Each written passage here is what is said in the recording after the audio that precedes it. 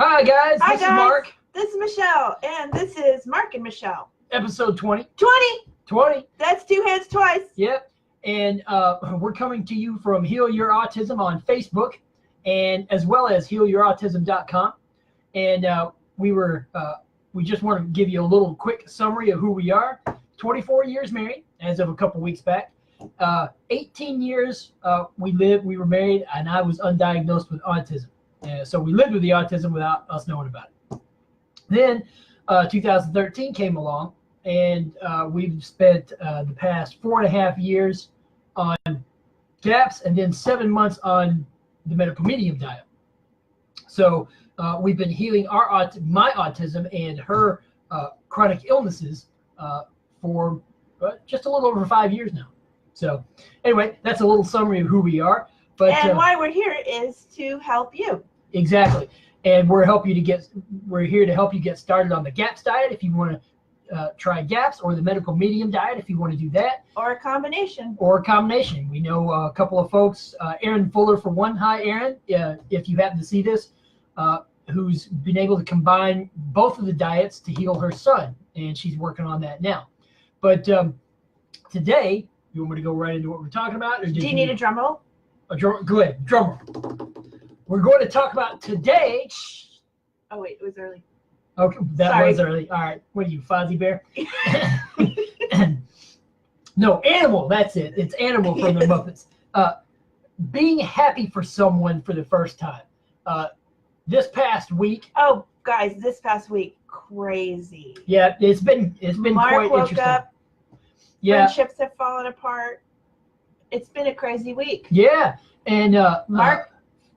And friendships have gotten stronger. Yeah. This one. Yes. And so we'll talk about that, friends and friendship, and then being happy for someone else for the first time. A lot of people say, and I'll go ahead and start talking about that. A lot of people say, well, autistic people don't have empathy. It's just of a different kind. You kind of have to when I was autistic, people had to let me know I needed to be empathetic, because it was just hard to read how upset or sad other people were. And now empathy doesn't necessarily cover sad or depressed or anything else, just that. But there's angry and scared and that type of thing too. But this past week, one of our supervisors at work, he is taking chemistry, and he's having a rough time with it. And it's just a lot of information, and he works full time and that kind of thing. Well, I've been keeping up with his progress. See, I never really kept up with anybody when I was autistic, socially, in the sense of what they were doing in their life, why, and that kind of thing. But now as an NT, I am keeping up with people just as a natural matter of course, because I find it interesting. And so this one supervisor, he's having a rough time with chemistry. Well, he had failed a couple of tests and a couple of quizzes. And so he does his homework at night after he gets home. So like between 11 p.m. and 2 a.m. Anyway, he told me the other day that he actually passed his last exam with a C. I was so excited, I high-fived him right there at the front desk. And I actually, there was a sudden rush of joy, I guess. Yeah, yes. Because he actually passed. And he'd been having such a tough time that he was failing way too much. Well, he also told me he passed a quiz. So I actually felt happy for him and was like, yes. I mean, I don't ever, other than a TV show I watched recently, I've never actually felt that for a human being in person. And so now I can show empathy for others and understand where they're coming from emotionally, which I could not do when I was autistic. So that was a big milestone for me. And well, now you could see why people teach. Yes, because you get a reward. You get a reward out of being able to teach people and seeing them come on to the information. Yeah. Yes, exactly. And that would make total sense. Now, that would be the reward, So that was a big deal for us. But that led me into other things about relationships this week. As you know, with an autistic loved one, whether a child or an adult, relationships are a problem. And being able to communicate well enough through the autism to let your loved one know where you're at, or why you're upset, or why you're angry, or why you're happy, is an issue. But I've always, when I was autistic, I always wondered about friends, because I thought, well, you know what? I don't know how to make friends, and I didn't. Apparently, making friends is natural for people, and Michelle can attest to this. Someone comes along that likes what you like, and you guys just kind of strike up a relationship, but it's intentful as well as subconscious and on a spirit level, so to speak. Well, see, all of that stuff, the soul and the subconscious and the spirit level of friendship, all of that escaped me. When I was autistic, I just thought, you do something for someone and they do something for you. That's what a relationship is. And a friendship is, just people who like things that you do. No emotional connection there's whatsoever. There was no emotional connection. It was sheerly transactional. Right. And so that was how I viewed friendship when I was autistic. Right. Right. Well, growing closer together with you over the past, especially since the medical medium died. Oh yeah. Medical medium died, major changes in how my brain works. Yeah. And I think that was because I got rid of the heavy metals. And so, but just growing closer to you over the past few months, actually there is a relationship, and you're happy when I'm happy. I'm happy when you're happy. I read when you're being sexy, and I read when you're mad because, as you had this week, you had to break up with a friend. Yeah. And that was a big deal for her. And now I understand. This week, now I understood why it was a big deal. Right, because Mark saw the beginnings of friendship. He saw the ends as well this week, all in 1 week. It's been really intense week. Exactly. And I'm finding that I'm wanting to see, for the longest time as an autistic person, she was a caregiver to me and not so much a friend. But as I got older, as we were married longer, I did things with her as an autistic person. And now losing the autism, I still want to do things with her, but I also want to go do things with other folks. And so I find that interesting because one of our other supervisors at work is a really neat person. They had worked in a hospice. And so they're a very empathic person. And that they got worn out. They got burnt out. Their empathy got burnt out while working in the hospice. I find that really interesting. So I've been talking to this person for the past few months about this and about other things in their life and that kind of thing, and just find that I'd like to take the time to sit down and talk with them just to find out really who they are and where they came from and this kind of stuff. I actually find that interesting now. I didn't give a crap when I was autistic. I always thought people were interesting, but then when I encountered people, they quickly became uninteresting when I was autistic, mainly because I was the one who didn't know how to interact. So this week, she had to let go of her improv buddy, which was a shame. Yes. Well, really, Mark just saw a new side to me, I think, as well. Respecting myself enough to take myself out of something that might not be best for me. Right. And that has been interesting because as an autistic person, I hardly ever knew what was best for me. Other people at times had to tell me. So seeing the end of a very close working relationship between her and her improv buddy was enlightening because she loves improv, but she also realized that this situation isn't going to work out the way that she had hoped it would. And so she felt like it was probably time to let it go. And we see there's her watcher. Hey, but anyway, so seeing friends and friendship in the actual light of meeting a person on a soul level which Right. I couldn't have done as an autistic person. Right.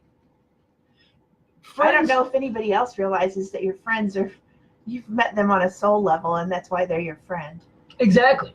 And a lot of times ego gets in the way. But you just have to realize, you know what, push ego out of the way and keep relating to your friends on the soul level. Because this week was the first time I was actually, I've slowly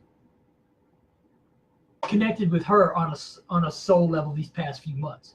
And that's been awesome because she is my best friend. And because that's the case, I want to connect with her. Now, pretty much anybody else, if there are people that I would like to connect with and sit down and talk with, that's great. But if I find that they don't want to, I'm not going to be all that disappointed. This is the only one that matters. The only friend that matters. The only friendship I need. You know what I mean?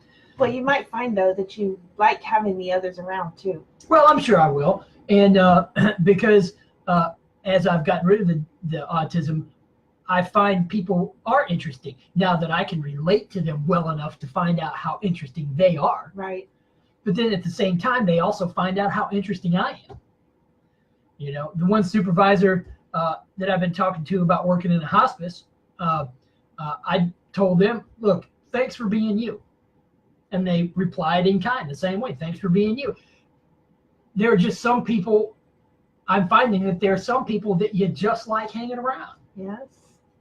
You know, but you also have to be, but now as an autistic person, I can also be aware of, well, wait a minute, is this good for me or not? Right, because, you know, sometimes you like being around a person, but then they have dysfunctions that are so out of where you are that you can't stay with them. Mm-hmm. Right, and see, and that's not something that I've encountered much. Not yet. Well, I should say, I'm pretty sure I encountered it as an autistic person, and I didn't know what to do except walk away. Right. But I could walk away because I didn't have the energetic connection that two friends have. It's way harder when you have that connection. Well, and speaking of that, that's something that I learned too. I've heard autistic adults say NTs are cookie cutter. You just stop right there. NTs are not cookie cutter. Any of you adults out there with autism that are listening or watching this, I'll guarantee you, just like you guys, like you autistic adults aren't cookie cutter, neither are NTs. So if you're saying that, stop and actually see if you can look and see how different NTs are, because they are. I want you to, we had this conversation. Was it yesterday? It may have been yesterday, about how you used to see NTs. It was this very subject. Mm-hmm. And you talked about how there's no way an autistic person could even come close to understanding what an NT has to do in their life. You said it's a balancing act. Right, and I was going to actually talk about that. Okay. Because what I realized yesterday is, now being a new NT myself, I see the complexities of NT life. Most people, now not autistic people, and they are in their way as well, but all of us run from emotions that we don't want, or situations that we don't want, or we run towards emotions that we want and situations that we want. But for an NT, it's far more complex, because as an NT, you're having to judge emotions about everything all at once. And you may have 5 conflicting emotions going on, and you're having to juggle those and process those over a period of days, weeks, sometimes even months, like in the loss of a loved one, years in that case. Years. But all of those conflicting emotions make life much more complicated. Because when I was an Aspie, I wasn't confounded by all of those emotional considerations. What I was confounded with was whether my behavior was appropriate, was right in any one specific situation. And that is only easy if you're not realizing how you're going to emotionally affect someone else by your behaviors. But NTs, people without autism, have to judge so many emotions They may be running from 2 emotions that they have, yet fully embracing other emotions that they have, and all of this is going on at the same time. That's difficult. That's hard. Until especially you get the when tools. you're new. Especially when you're new, especially when I'm new at it. I don't quite have that situation yet. But I'm finding that no matter how much healing I've done physically, there's more healing emotionally that's coming, more things that I'm learning because of the new emotions, and I'm becoming more social. I find that when I get to work, if I've started my day off and it's not quite where I want it to be, just BSing around with folks at work improves my day 100-fold. That's weird to hear you say. I know that's weird because I never said that before. No. And I've never, but I actually need social interaction. And which is probably the reason why I'm looking for friends outside of this friendship. Not because I need to replace her, but because I'm finding people interesting. Mm-hmm. So, what else did we want to talk about? Oh, wow. You're done with your diatribe? Oh, I'm always done with it. I can always go on another diatribe, but we got to be finished before sundown. Okay. I guess we could just end it. We could just end it. Why not? That's, 17 minutes. Yeah. But anyway, that is our episode for today. Okay, then that's 20. And if you want to post any questions, we'll be happy to answer them. Just so you know, we are doing podcasts that are more informational about the GAPS diet, the medical medium diet. You can find us on SoundCloud under Heal Your Autism, and at least I think, or yes. This is Mark and Michelle. It's you can Heal probably Your Autism. Heal Your Autism.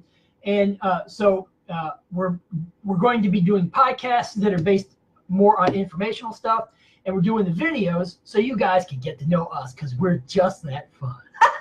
All right, guys. See you next week. All right. Bye. Bye.